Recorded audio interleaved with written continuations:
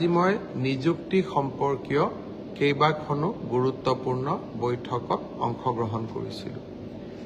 য'তেই মই যাওঁ তাতে আমাৰ আৰক্ষীত আবেদন কৰা ল'ৰা ছোৱালীসকলে মোক সুধি থাকে যে দাদা মামা পুলিচৰ ফিজিকেল ইণ্টাৰভিউ কেতিয়াৰ পৰা আৰম্ভ হ'ব।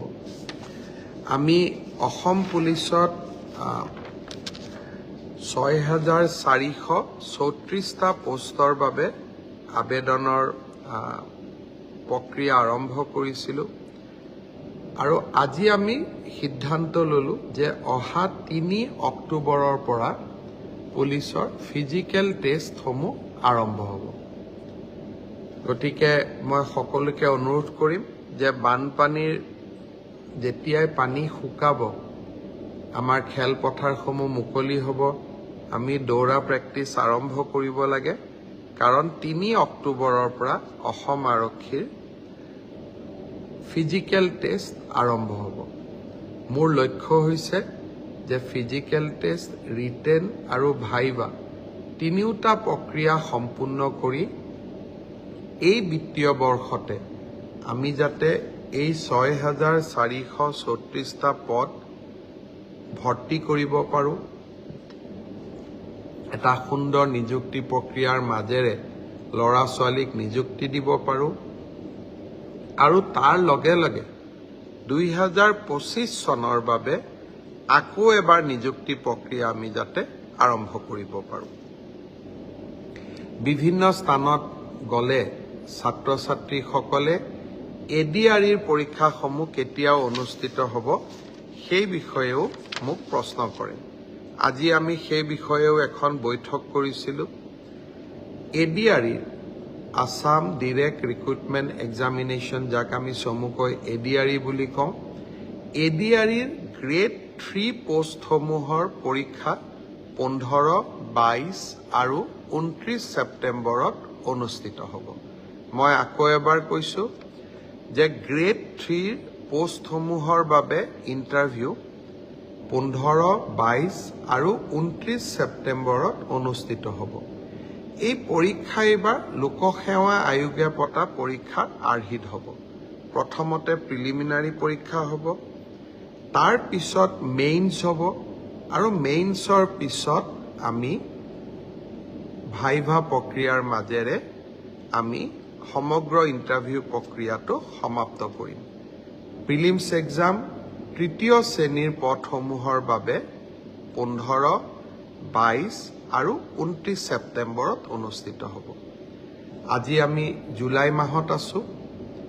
মই আশা কৰিম যে আমাৰ শিক্ষাৰ্থীসকলে, চাকৰি প্ৰাৰ্থীসকলে যাতে পঢ়া শুনা আৰম্ভ কৰে।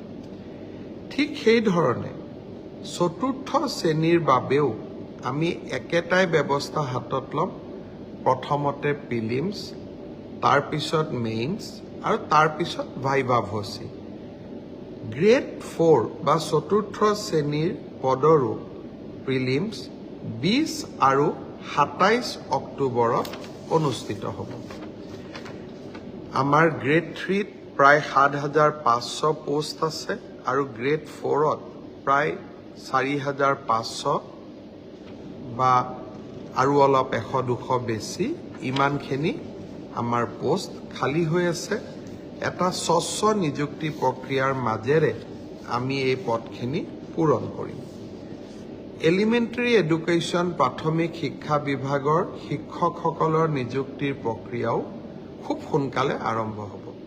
অৱশ্যে ছেকেণ্ডাৰী এডুকেশ্যনত আমাৰ অকণমান সময় লাগিব, কাৰণ প্ৰথমবাৰৰ বাবে অসমত আমি গ্ৰেজুৱেট টিচাৰ মেথছ বুলি এটা নতুন পদ সৃষ্টি কৰিব খুজিছোঁ। আমাৰ স্কুলবিলাকত, হাইস্কুলবিলাকত ইমান দিনে গ্ৰেজুৱেট টিচাৰ ছায়েন্স আছিলে, মেথছৰ বাবে সুকীয়া শিক্ষক নাছিলে। যোৱা কালি শিক্ষা বিভাগৰ লগত মই বহুত দেৰি বহিছিলোঁ আৰু আমি এটা সিদ্ধান্ত লৈছোঁ যে আমাৰ হাইস্কুলবিলাকত গ্ৰেজুৱেট টিচাৰ মেথছ বুলি এটা সুকীয়া পদ হ'ব লাগে, যাতে গণিতৰ ওপৰত আমি একোজন শিক্ষক নিযুক্তি দিব পাৰোঁ। গণিতৰ শিক্ষক নোহোৱা বাবে আমাৰ স্কুলসমূহত শিক্ষা ব্যৱস্থাত বহুত জটি পৰে। শিক্ষা বিভাগে কেইবা হাজাৰো, বিশেষকৈ প্ৰথম অৱস্থাত প্ৰায় 2000 গণিত শিক্ষকৰ পদ সৃষ্টি কৰিব লাগিব। সেয়েহে মাধ্যমিক শিক্ষকৰ নিযুক্তি প্ৰক্ৰিয়াটো এমাহ বা 2 মাহ পিছত আমি আৰম্ভ কৰিম। সেই হলেও মোৰ লক্ষ্য যে এই গোটেই পোষ্টখিনি গ্ৰেড 3 7600, গ্ৰেড 4 5000, পুলিচত 6434, এলিমেণ্টাৰী এডুকেশ্যনত 5550 গৰাকী শিক্ষক, ছেকেণ্ডাৰী এডুকেশ্যনতো প্ৰায় 8000 শিক্ষক, এই গোটেই অৰ্থাৎ প্ৰায় 35000 নিযুক্তি আমি মাৰ্চ মাহ বা এপ্ৰিল, বিশেষকৈ বহাগ বিহুৰ আগতে আমি শেষ কৰিব খুজিছোঁ। ছাত্ৰ ছাত্ৰীসকল, যুৱক যুৱতীসকল, নিকা নিযুক্তি মোৰ দায়বদ্ধতা আছিল। বহু সময়ত বহুতে কয় যে মেৰিটত নিযুক্তি পাইছোঁ, চৰকাৰক কিয় খাতিৰ কৰিব লাগে। পংকিলতাৰ দিনত ৰাজনৈতিক দৃষ্টিৰ পৰা আঁতৰি মেধাৰ ভিত্তিত নিযুক্তি দিয়া সিদ্ধান্তই ৰাজনৈতিকভাৱে আমাক কৰবাত বহুত ক্ষতি কৰে। আনকি আমাৰ দলৰ মানুহবিলাকো বা আমাৰ দলৰ কাৰ্যকৰ্তাবিলাকো কেতিয়াবা মন বেয়া কৰে যে আমি দল কৰোঁ কিন্তু চাকৰি আমি নাপাওঁ। তথাপিতো মেৰিটত নিযুক্তি দিয়া মোৰ এক দায়বদ্ধতা আছিল আৰু সেই দায়বদ্ধতা পালন কৰাৰ বাবে মই আকৌ এবাৰ সাজু হৈছোঁ। বহুদিন অসমত বহু ধৰণে নিযুক্তি হৈছিল, কিন্তু মেধাৰ ওপৰত নিযুক্তি এনেকৈ কেতিয়াও হোৱা নাছিল। 1 লাখ নিযুক্তি সমাপ্ত কৰি নিৰ্বাচনী সভাবিলাকত মই যি ধৰণে প্ৰতিশ্ৰুতি দিছিলোঁ যে মই আৰু 50,000 নিযুক্তিৰ ব্যৱস্থা কৰিম, তাৰ প্ৰতি ধাৱমান হৈছোঁ। আজিৰ পৰা সেই প্ৰক্ৰিয়া আৰম্ভ হ'ল। সকলোকে বহুত শুভেচ্ছা জনাইছোঁ। ভালকৈ পঢ়িব লাগে আৰু দেউতা মাৰ লগতে সকলোৰে সুনাম বৃদ্ধি কৰিব লাগে। ইমানতে মই সামৰণি মাৰিম। যোৱাকালি পলাশবাৰীতো গৈছিলোঁ বানপানীত ক্ষতিগ্ৰস্ত লোকৰ খবৰ ল'বৰ বাবে। আজি গুৱাহাটীৰ বাহিৰত যোৱা হোৱা নাই, কাৰণ অবিনাশৰ ঘৰত যাব পাৰি।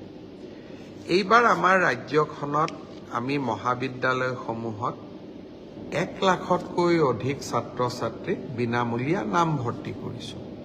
অৱশ্যে মোৰ ওচৰত অভিযোগ আছে 2-এখন কলেজে 650 টকাকৈ ছাত্ৰ ছাত্ৰীসকলৰ পৰা নামভৰ্তিৰ সময়ত লৈছিলে।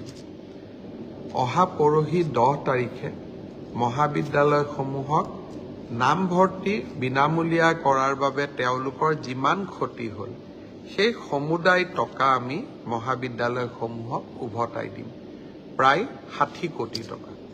সেইদিনাখনেই মই মহাবিদ্যালয়ৰ অধ্যক্ষসকলকো অনুৰোধ কৰিম যে আমি নামভৰ্তিৰ সময়ত 600 টকাকৈ লোৱাৰ যি অভিযোগ আছে সেই অভিযোগবিলাক যাতে মিছা বুলি প্ৰমাণ কৰি, অসত্য বুলি প্ৰমাণ কৰি আমি ছাত্ৰ ছাত্ৰীসকলক সেই 600 টকাটো উভতাই দিওঁ। বহুত ধন্যবাদ। শুভৰাত্ৰি।